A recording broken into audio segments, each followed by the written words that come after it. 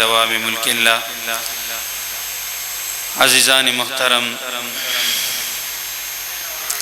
ډیر عظیم نسبت د ختم نبوت په برکت منګ او تاسو نن په دې کانفرنس کې راجمع شوي. وای الحمدلله. دا نسبت او تعلق د ختم نبوت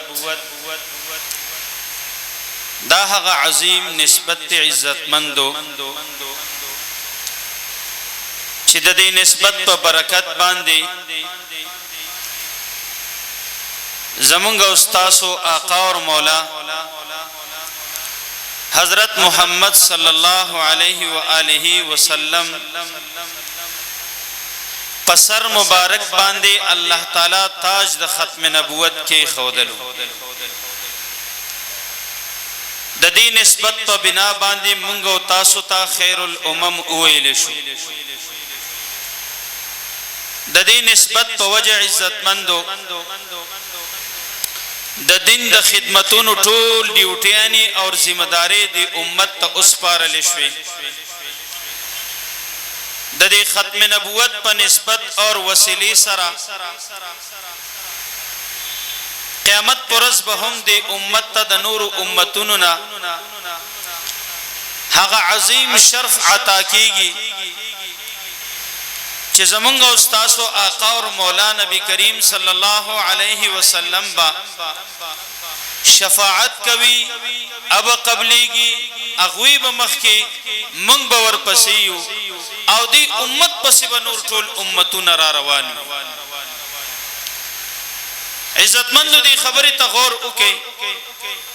حضور نبی کریم صلی الله علیه و آله وسلم نه صحابه کرام تپوسو کو یا رسول الله تاسو ته نبوت کله ملو شوی؟ حضور نبی کریم صلی الله علیه و آله وسلم جواب ورکوي كنت نبيا وآدم بين الماء والطين. او یو روایت کی دا نبیین بجائے دا خاتم النبیین تذکرہ راغلی دا. حضور نبی کریم صلی اللہ علیہ وسلم فرمائی زهاغ وقت کی هم نبیوم چی آدم علیہ السلام دا هغه دا وجود دا جوڑولو دا پارا دا خور اور دا اوبو ملاب یعنی دا هغه دا وجود دا جوڑولو دا پارا دا خطی بناوٹ هم لانو شوی. اللہ تعالی پا هغه وقت کی زن نبی جوڑ کڑیو ما اور دا غدویم روایت مطابق حضور نبی کریم صلی اللہ علیہ وسلم فرمائی زما متعلق رب کریم آغا وقت کی دا فیصلہ کڑیوا چی انبیاء کرامو کی با آخری نبی حضرت محمد صلی اللہ علیہ وسلم وی نظام دا ختم نبوت فیصلہ دا آدم علیہ السلام دا پیدائش نهم دیر مخ کی رب کریم کڑی دا. حضور نبی کریم صلی اللہ علیہ وآلہ وسلم تا نبوت دا طول انبیاء کرامو نا مخ کی ملو شوی دے. پا دی حالت کی چی اللہ تعالی دا طول انسانان پا عالم ارواح کی راجم اکڑا او حدیث مبارک کی رازی رب کریم پا خپل دست قدرت کی دا طول روحونا انیول او دی طول روحونو تے خطابو کو دا الستو بربکم والا خطاب پا آغا وقت کی چکم دے دا رب کریم دا طرف ندے انسانانو تا دا احکاماتو تذکرو شوا دا خپل وحدانیت تذکرو شوا. رب کریم دے انسانانو تا صدا سے قسم خبری ذکر کرے چی تاسو آئندہ جون بددی اصول مطابق تیروئی. اللہ تعالیٰ دے ان طول انسانانو نا ایدہ زوؤتهم لہذا منگا ہم رب کریم سر وعدہ کردہ دا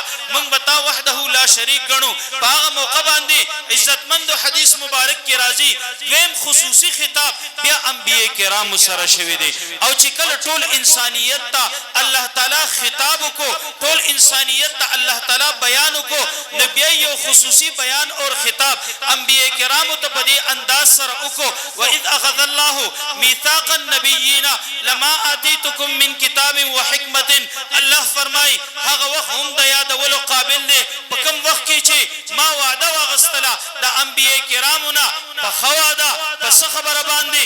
لما آتیتکم من کتاب و حکمت حکمه یو وعده د رب کریم فرمایي زما د طرفنا چې خامخ تاسو تبا نبوت هم درکوم د کتاب د اتباع چې دی نو د هغې حکم به هم کوم یا به کتاب در کوم یا د کتاب د اتباع حکم به کومه لما آتیتکم من کتاب و حکمه ثم جاءکم بیا ستاسو د ټولو سلسله ختمېدو نه پس ثم د تراخی دپاره راځي مطلب دا دی چې ستاسو د نبوت هغه چې کوم تسلسل دی د عیسی علیه السلام پورې ورسیږي او د نبوت آخري زمانه شروع شي نو ثم جاءکم په هغه وخت کې به زه تاسو ته یو نبي رالیږم رسول مصدق لما معکم داسې رسول مصدق لما معکم تصدیق پدا کوي چې آدم علیه السلام د الله نبی دی تصدیق پدا کوي چې نوح علیه السلام د الله نبی دی ادریس علیه السلام د الله نبی دی ابراهیم اور اسحاق اور دغه شانتي جمله انبیاء کرامو په سلسله باندې به خپل هم ایمان لري او خپل امت ته به هم وي چې د انبیاء کرامو په دې سلسله باندې ایمان راوړي دغه خطاب چې رب کریم کله خصوصي انبیاء کرامو ته کولو یعنی دغه خطاب کې انبیاء کرام مخاطبین وو انسانانو عام انسانانو ته خطاب وشو بیا الله تعالی د انبیاء کرامو ته چې کوم خطاب کولو نو هغې ته د دې خبرې وعده د هغې نه واغستله چې ثم جاءکم رسول مصدق لما معکم وعده څه ده لتؤمنن به ولتنصرن دغه محمد صلی الله علیه وسلم هغه شان والا نبی به داسې رالیږم که چېرته تاسو ټول هم موجود وې او دغه نبی د رب کریم د طرف نه مبعوث شو نو لتؤمنن به ایمان به په هغه باندې راوړئ د امتي په حیثیت به هغه سره وخت تېروئ ولتنصرن اور د هغه به مدد هم کوي حضرت حفصه رضی الله عنها د حضور نبی کریم صلی الله علیه وسلم بیبي د حضرت عمر فاروق رضی الله عنه لور هغه چې دنه یو وخت کې تذکره کوي د حضرت یوسف علیه السلام واقعا احسن القصص دي لہذا په قصو کې خپل قصه الله وت فرمایلی دي دا قصه د یوسف علیه السلام چې دنه ځان سره دوراوي حضور نبی کریم صلی الله علیه وسلم ته تپوس کوي تسوي جواب ورکوي یا رسول الله ستا ضرور یوسف تذکرہ می قتلا حضور نبی کریم صلی الله علیه وسلم وت فرمای زما رور یوسف کچرت بدی زمانه کې رااله قسم په الله زما د اتباع نه بغیر بدته نجات نه وي یعنی د حضرت یوسف علیه السلام د پاره به هم د نجات عمده لار وا چې د حضور نبی کریم صلی الله علیه وسلم اتباع کړي وي نو موږ تاسو چې د حضور نبی کریم صلی الله علیه وسلم نام لیویو او د حضور اتباع کوو دا حکم انبیاء کرامو ته هم شوی دی دا شان د چا دی دا د حضور نبی کریم صلی الله علیه وسلم دی دا شان د صد وجنه ملو شو دا د ختم نبوت په برکت باندې حضور نبی کریم صلی الله علیه وسلم ته ملو شو لہذا حضور ته چې الله دا شان د ختم نبوت په برکت باندې ورکړو ټول امتونو ته هم شرف او عزت بیا دی امت له چې الله تعالی ورکړو د نور امتونو په مقابله کې دا د ختم نبوت برکت عرض دا کوم عزت مندو عقیده ختم نبوت زمونږ او تاسو صرف ایمان یو جز نه دی بلکې د ایمان بنیاد دی مونږ او تاسو عقیده ختم نبوت د پاره چې نن راجم شوی یو دا د دې خبره اهمیت خودلو د پاره چې د الله تعالی ذات اقدس متعلق عقیده توحید چې کوم دی د مرتبه اعتبار سره اولنې عقیده ده یعنی د مرتبه اعتبار سره عقیده توحید اعلی ده خو لیکن د معرفت اعتبار سره عقیده رسالت په اول نمبر باندې ده عقیده رسالت په ضمن کې عقیده ختم نبوت چې دنه دا په اول نمبر کې ده لہذا د عقیده ختم نبوت د زده کړې د پاره دا شرف او عزت د حضور نبی کریم صلی الله علیه وسلم چې کوم وو د هغه د بیان او د زده کړې د پاره مونږ تاسو را جمع شو خبره ده د عزت مندو لګ وګورئ الله تعالی د حضور نبی کریم صلی الله علیه وسلم خصوصیت د ختم نبوت په برکت په قران کې بیان کړه بیا خبره ده د عزت مندو کوم څه چې څومره اهم وي هغه مر دغه دشمنان سیواوي د دې خبره تاسو ته علم دی د دنیا دستور او عادت ته څومره چې یو سیز اهم وي څومره چې یو سیز قیمتي وي هغه مر دغه سیز دشمنان سیواوي لہذا په عقایدو کې عقیده ختم نبوت اهم وا حضور نبی کریم صلی الله علیه و آله وسلم مونږ ته فرمایل انه سيكون في امتي كذابون 30 وفي روايه دجالون كلهم يزعم انه نبي وانا خاتم النبيين لا نبي بعدي. حضور فرمائی زرد زما په دې امت کې با ډیر داسې دروغجنان داسې کذابان سخت دروغجنان اور دجالان را پاسيږي چې هغه به د نبوت دعوه کوي. لہذا حضور نبی کریم صلی الله علیه وسلم مونږ ته اخودل د دنیا دستور دی تاسو سره عقیده ختم نبوت د عقایدو کې اهم ده. لہذا د اهم سیز دشمنان خامخاوي د دې عقیدی دشمنان به هم ډیر شرازي ډیر شونه سیوا برازي خدا ډیر شپه پکې غټ غټ وي خان دا ډیر شپه پکې غټ غټ دشمنان وي د عقیده ختم نبوت باندې ډاکه اچون کی دغه ډیر خلک چې راځي مونږ ته حضور سلام خودلې دا او فرمایلی دي دې حدیث مبارک اخر کې فرمای وانا خاتم النبیین لا نبی بعدی. اے زما امتیانو په دې خبره ګورې دوکه نشي د دې ډیر شو کذابانو دجالانو په دجل کې را نشي. دا اعلان ځان سره محفوظ کړئ خپل کورونو ته یو سي خپل کشرانو ته وروي چې وانا خاتم النبیین لا نبی بعدی. زه آخري د انبیاء کرامو يم زه مهر د انبیاء کرامو په سلسله باندې يم. لا نبی بعدی ما نرستو هیڅ قسم نبی نشته دي نزل بروزی اور نه دینه ما سیوا د نورو اصطلاحات سره ما نرستو نبی مبعوث کیدون کی نشته دي ما نرستو نبی پیدا کیدون کی نشته دي ما نرستو چاته نبوت ملاوی دون کی نشته دي. دا مختلف اصطلاحات اور تعریفات صرف د یوې خبرې دي چې حضور نبی کریم صلی الله علیه وسلم آخري نبی دی. نو مونږ سره راجم شویو مونږ د خپل سبق د زده کړې د پاره راجم شویو چې هغه سبق حضور نبی کریم صلی الله علیه وسلم خپل شاګردانو صحابه کرامو ته خودلو چې وانا خاتم النبیین لا نبی بعدی. تابعین تبع تابعین ائمه فقها محدثین علما صوفیا حضرات د دین چې څومره داستنی دي تر دې وخت پورې علماء کرام تاسو راجم کوي خرچي خپل کوي اور بیا چې کوم دي د هغې نرستو تاسو یو میدان کې کینوي تاسو ویرورا نن د حضور نبی کریم صلی الله علیه وسلم سره د عشق او محبت د اظهار روز ده کینې تاسو عقیده ختم نبوت زده کوي. لہذا نن مونږ تاسو د حضور اقدس د حضور نبی کریم صلی الله علیه و آله وسلم هغه مونږ ته بیان شوی سبق چې وانا خاتم النبیین لا نبی بعدی د زده کړې د پاره راجم شوی. خو عزتمند خبره دا سینه ده چې څنګه تاسو ساده واغستله چې چا دا حدیث وورید او عزت ختم نبوت په معنا پوښوم او د مجلس د مزن پاسیدل شروع کی د ماخام منځنه پس تک شروع کی نه عزتمند څنګه چې تاسو د حضور د خاطر خپل جون وقف کولو ته تیار یې کنه ټول تیار یې دا بازي تیار دي زما په خیال ټول نه دي ټول تیار یې چې د حضور نبی کریم صلی الله علیه وسلم د خاطره جون وقف کوي دا خبره د زړه نه کوي که صرف په خله کوي د زړه نه کوي ماشاءالله. نو بیا دا چې ترسو پورې دا جلسه نی ختم شوه تاسو خو جون وقف کوونکی نن دا ماسختن ټیم ماخام نه د مازیګر نه تر د ماسختن ټیم به حضور لور کوي ښا ټیک ده کنه. نو عرض کوم عزتمندو حضور نبی کریم صلی الله علیه وسلم صحابه کرامو ته سبق ورکړو نو تاسو وګورئ هغه صرف خپل وختونه نه وقف کول ښا ګنټه و ګنټه نه وقف کول د حضور نبی کریم صلی الله علیه وسلم دا پیغام هغه واغستلو. اوس د حضور نبی کریم صلی الله علیه وسلم په ژوند مبارک کې د عقیده ختم نبوت دشمن را پاسيږي مسلمه کذاب د نبوت دعوه کوي حضور نبی کریم صلی الله علیه وسلم ته خطر لګي وی دا خط کوم دی من مسلمه رسول الله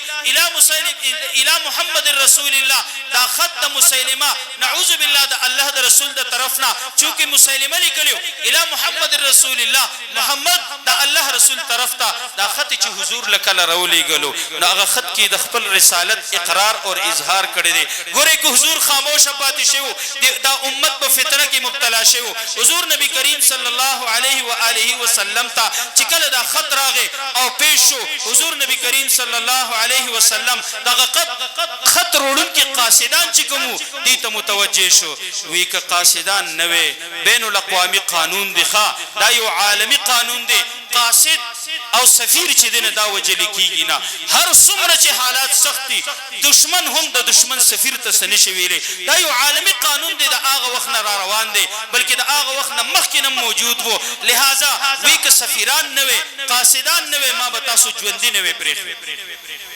لہذا په دغه موقع باندې حضور نبی کریم صلی الله علیه وسلم یو خود خپل غصې اظهار وکړو. ته جرأت څنګه کې چې زمانه رسول یو بل کس د پاره د نبوت اعلان مال راوړي؟ او حضور نبی کریم صلی الله علیه وسلم د دې خط په جواب کې بیا جواب خط لیکي من محمد رسول الله الى مسیلمه الکذاب. دا جواب خط د محمد د الله رسول د طرفنا مسیلمه کذاب ته سخت روغجن ته او یو کلو خط ورکو مهر د بندولو د پاره په نه دی لګولې چې هر څوک وګوري چې دا مسیلمه کذاب دی.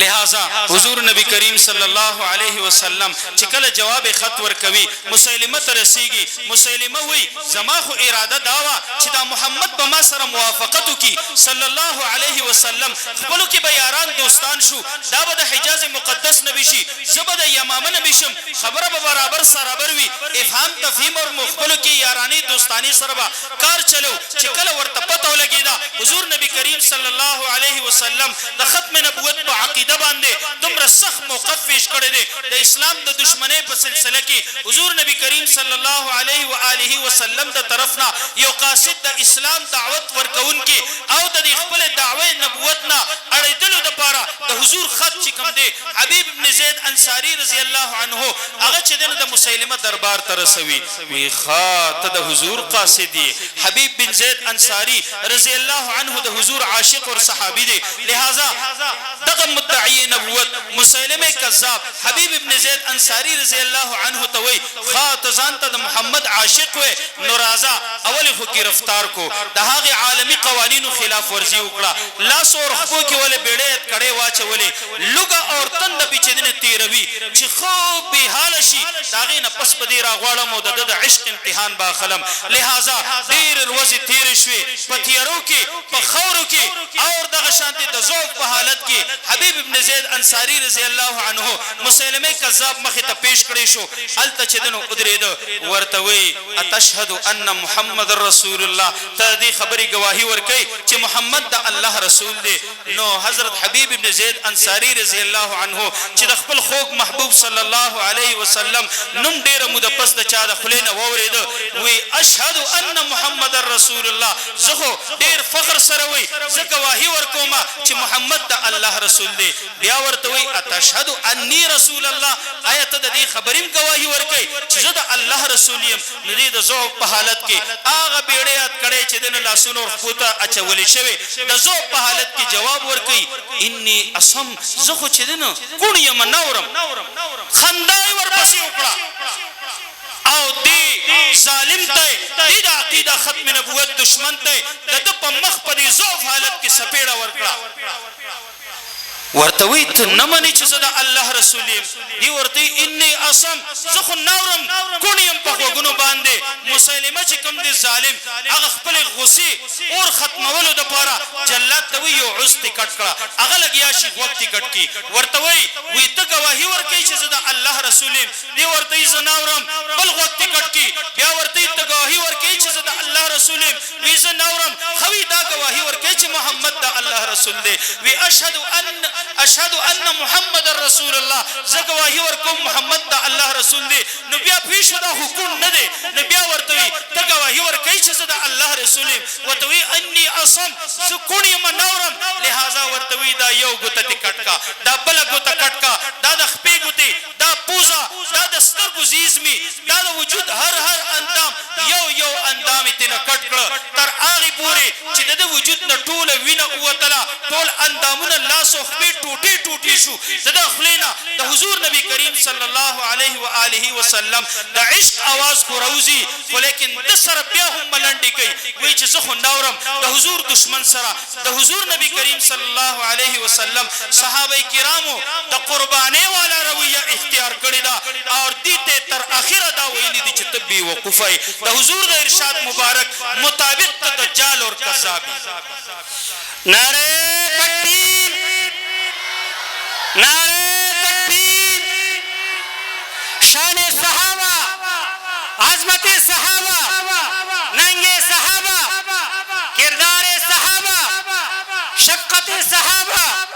ایثار صحابہ کردار صحابہ اسرار صحابہ اخلاص صحابہ محبت صحابہ شفقت صحابہ عزیزان محترم چې کله د حضور نبی کریم صلی الله علیه وسلم زمانه وا حضور یو لخر الیګلو حضرت زرار بن ازور رضی الله عنه له ورکړ او د هغه په سرکردګۍ کې د یو مدعی نبوت طلحه اسدی په مقابله کې زرار بن ازور رضی الله عنه زی دا غلخر تسنس کوي او بیا چې کله واپس را رسیږي مدینه منوره ته د خوشخبری سره حضور نبی کریم صلی الله علیه وسلم دنیا نه تشریف وړي حضرت زرار حضور په خپل د یو مدعی نبوت خلاف لګلې دي داغه لخر تسنس کو هم د قشانتی حضور نبی کریم صلی الله علیه وسلم د یو بل مدعی نبوت اسود عنسی چې کوم دی داغه خلاف صحابه کرامو یو سریه لیږي یو مختصر لخر لیږي داغه لخر چې کوم سپاه سالار دی فیروز دلمی رضی الله عنه کله چې د الله د دشمن د اسود عنسی سټ پرې کوي نو د حضور نبی کریم صلی الله علیه وسلم ته دغه خوشخبری د الله د دشمن د ختم نبوت د دشمن د ختمېدو دا خوشخبری رب کریم د عرش نه را رسوي جبرئیل امین له خوشخبری ورکوي الله په خوشاله جبرئیل امین په خوشاله حضور په خوشاله حضور صحابه خوشالي د خپل وفات نه یو ورځ مخکې صحابه کرامو ته خوشخبری اوري وی فاز فیروز زما صحابي فیروز چې دنو په خپل میشن کې کامیاب شو تاسو وګورئ د حضور دشمن د حضور نبی کریم صلی الله علیه وسلم نرستو داوی نبوت کوونکی د حضور نبی کریم صلی الله علیه وسلم د عتاب دلاندې راځي مونږ تاسو وګورو مونږ هم د یو دشمن سره مخامخ یو ښا مونږ هم نن سبا د دشمن سره سيو مخامخ یو دا دشمن د چا دی زما د سر دشمن دی نه زما د عقاید دشمن دی زما د سر دشمن نه دی زما د مال دشمن نه دی زما د عزت دشمن نه دی ولیکن زما د عقیده ختم نبوت دشمن دی لہذا د حضور دشمن زمونږ دشمن دی د حضور د عقیده ختم نبوت دشمن زمونږ دشمن دی غلام قادیانی 1901 کې د نبوت دعوه وکړه 1908 کې مردار شو حضور نبی کریم صلی الله علیه وسلم چې څنګه په مختص مکه باندې د مدعی نبوت وجود نه برداشت کړي موږ به هم چې کوم دی د حضور نبی کریم صلی الله علیه وسلم په اتباع کې د یو مدعی نبوت پیروکار په مختص مکه باندې نه برداشت کو خو لیکن زمونږ جنگ د ټوپک تماچې نه دی ښا زمونږ جنگ پر امن طریقې سره دی مونږ قادیانانو ته دعوت د اسلام ورکو نو خبره ختمو ما ځکه ټیم ختم دی عالمی مجلس تحفظ ختم نبوت دا داسې کسه وایما نو زما دا خبره به مبالغه نه وي